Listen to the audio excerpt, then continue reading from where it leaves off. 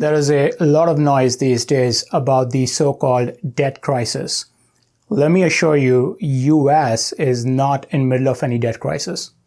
Yes, our national debt is at record high, but we are not in a crisis, at least for now.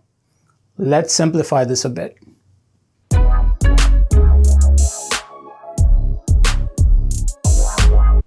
What's happening, everyone? Welcome to Think Finance. My name is Raj, and on this channel, I talk about personal finance, investment ideas, money management tips, and all things finance.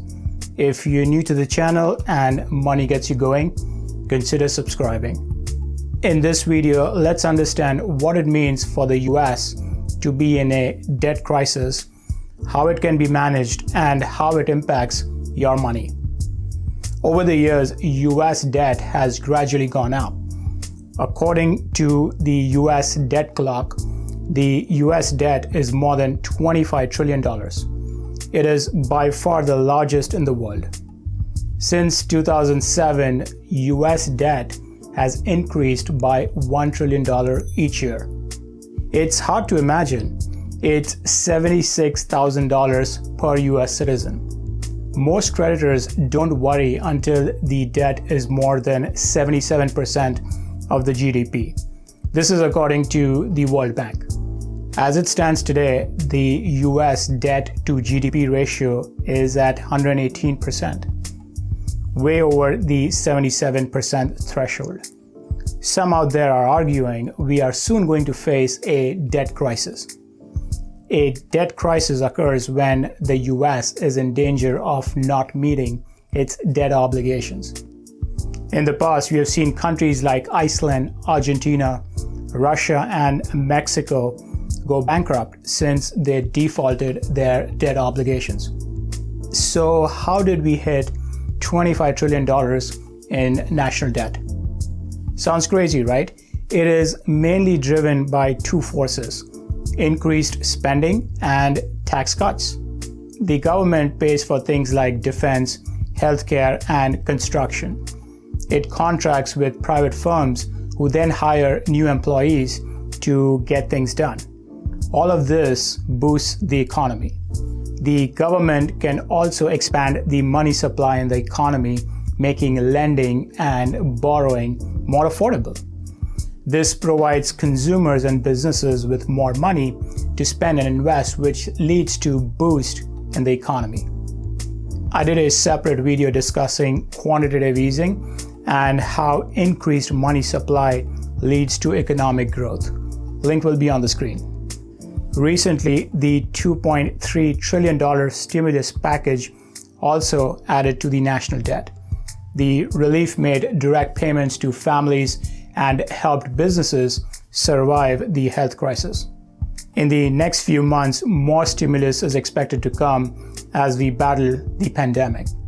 Most economists agree that US must continue to rack up debt to prevent a full-blown depression. Otherwise, there won't be much of an economy left to repay debt once the health crisis is over. Imagine a scenario where there was no stimulus, no support for families, unemployed, or small businesses. Indeed, Warren Buffett in Berkshire Hathaway annual meeting commented on Fed's action in response to the pandemic. He said, "We don't know the consequences of doing that, but we do know the consequences of not doing anything. And we owe the Fed a great thank you." This is not a good time to curb back when it comes to debt. Does that mean the US will be an ever-growing debt machine? Can it ever be reduced? Moderate increases in debt will boost economic growth, but an ever-increasing national debt slowly dampens growth over long term. The only way to reduce debt is by raising taxes and cutting back on spending. These policies are designed to slow the economic growth. Of course, there is this third option to drive economic growth at a faster rate than the debt. This means decreasing the debt to GDP ratio by increasing GDP. Government spending is a component of GDP. If government cuts spending too much, economic growth will slow, which means lower revenue and a larger deficit. Tax increases beyond a certain point also slows growth. This is going to piss people and companies that pay higher taxes, which might mean end of Trump. The best time to introduce such contractionary policies is when the economy is hot. Indeed, Trump and US is criticized for not doing enough to control US debt when the economy was in much better shape. Here is why US will be fine when it comes to debt. The US is considered pretty resilient. When there is an economic crisis, investors buy US debt. They believe it is the safest investment. Demand for US Treasury remains strong. The 10-year Treasury rate is near all-time low. This signals investors don't fear the US debt situation. That's because it is backed by one of the world's strongest economies.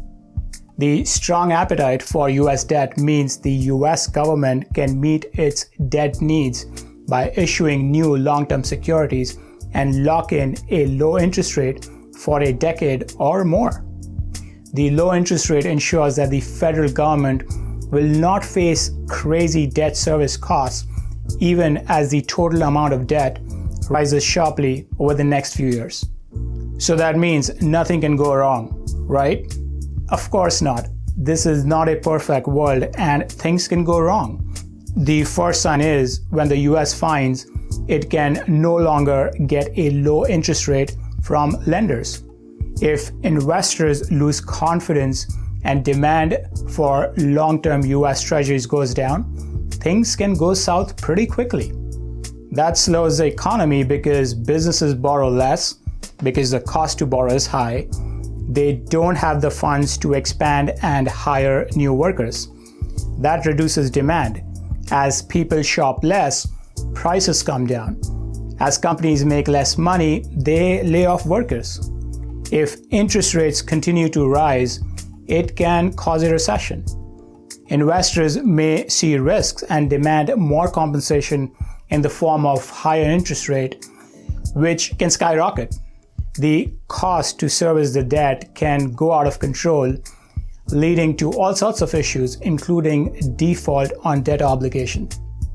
As far as history goes, this has never happened, and US has never defaulted. In other words, for now, we're fine. Okay, that's all I have, guys. Thanks for tuning in.